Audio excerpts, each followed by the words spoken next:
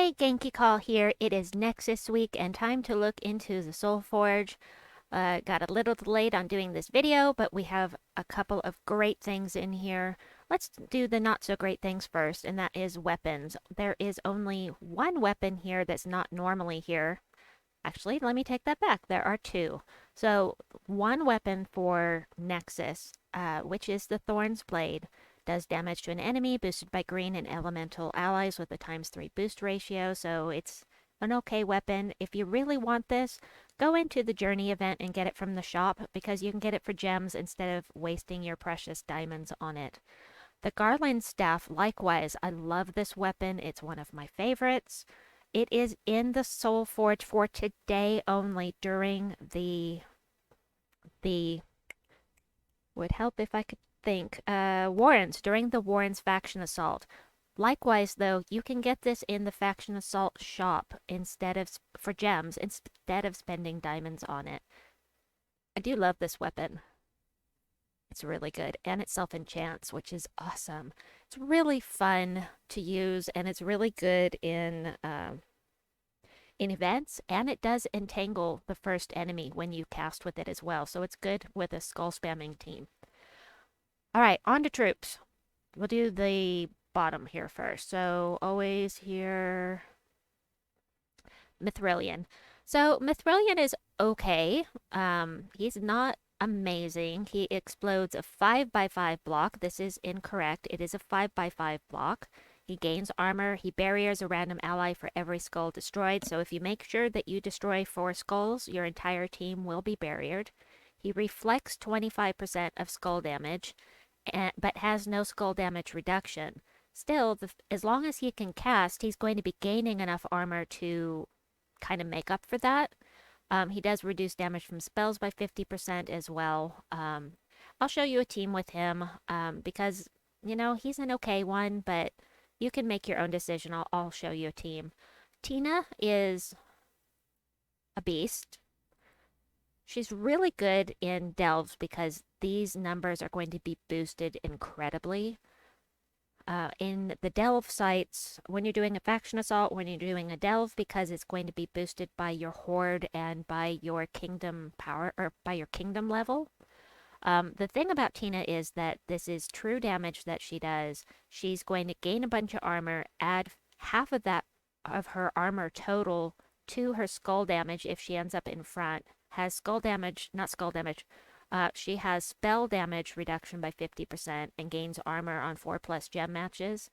In the right team, Tina can absolutely wipe you out. If you've ever faced her in PvP and gotten wiped out, you'll know this personally. But she is amazing. I crafted her myself back when she was in the Soulforge a while back, and I've hardly used her. I do love her, but the Wild Queen is in here. And the Wild Queen is arguably the best mythic in the game. She is incredible. I don't even pay attention to these traits. You know, all wild folk allies gain 2 attack at the start of every turn. Never paid attention to that because her spell is so good. She's not just taking attack away from whatever enemy you tell her to, she's giving it to the first ally. So she's going to take it from them, give it to the first ally. She's going to create a mix of 22 skulls and green gems.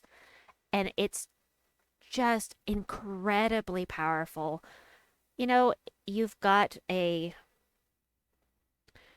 there's a variable involved because it's a mix of skulls and green gems, and sometimes it's going to miss. And you're not going to get that extra turn, but if you play the team right, it's really hard to lose with the Wild Queen. She's just that good. So if I were to recommend anything this week, as long as you are not shy about using a skull spamming team, then I would recommend the Wild Queen. If you think that you're ever going to be interested in using a skull spamming team, I would recommend the Wild Queen. But if you just absolutely are not interested in that type of team, then maybe look at Tina because she is a very good troop. Also in here, I forgot about these other things.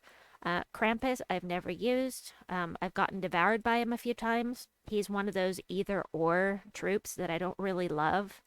Um, Plague is the other mythic in here, and I don't have him. But he eliminates points of a random skill from all enemies, poisons, and diseases them. And then enemies lose 3 skill points on 4+ gem matches. And by skill points, that could be attack, armor, life, or magic.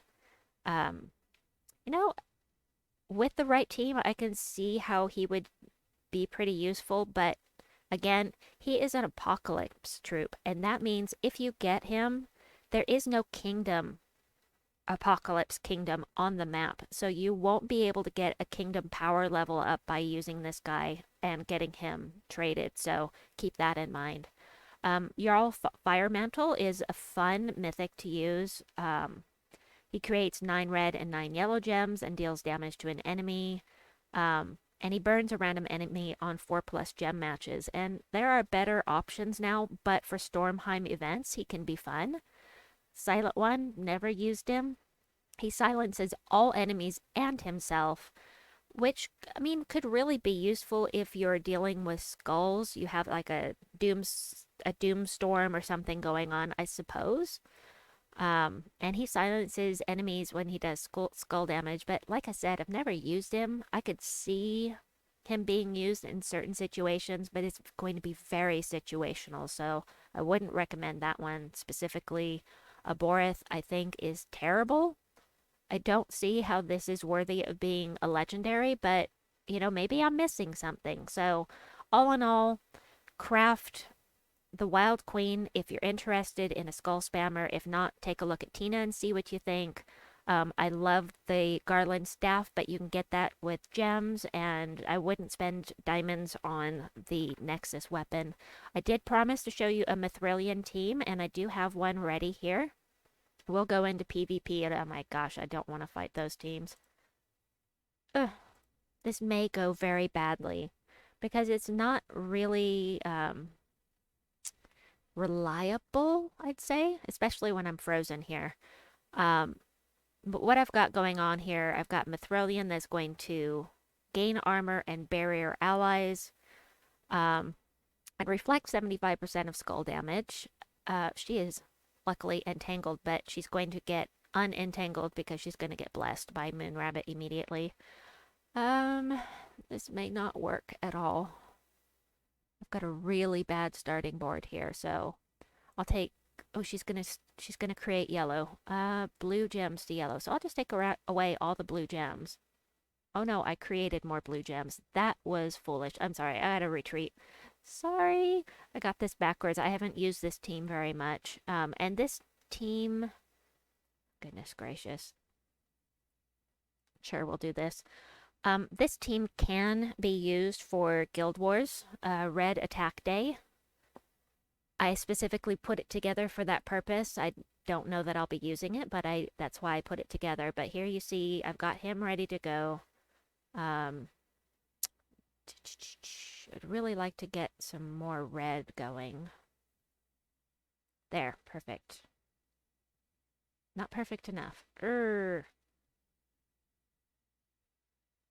I'm just going to do that, and we'll do this. I don't have to worry about him for the moment.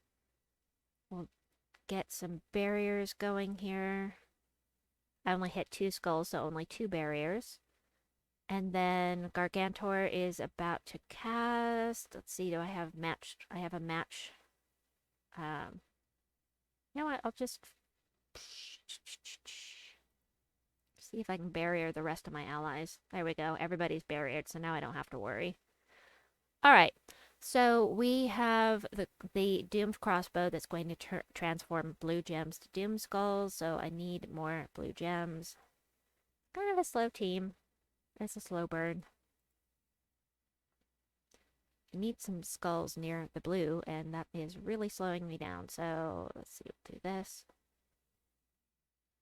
Perfect. Perfect. There we go. Wahaha. But look at Mithrillion's been cast twice, and he already has 300 defense. So it really adds up, but you have to be able to cast. If you lose Mithrillion, you pretty much have lost the game, so, or the round, so.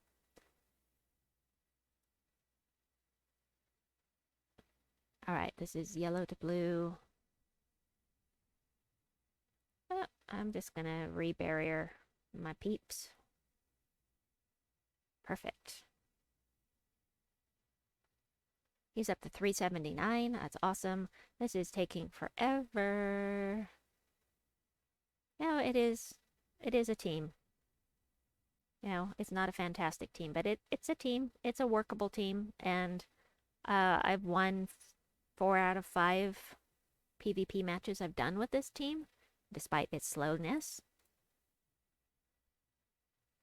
There we go. Let's try that. I didn't even look. Perfect. Awesome sauce. All right, so there's a Mithrillian team for you so you can see how he works. I'm going to put out a mythic spotlight on the Wild Queen as soon as I can. Please like and subscribe, and we'll see you soon. Bye-bye.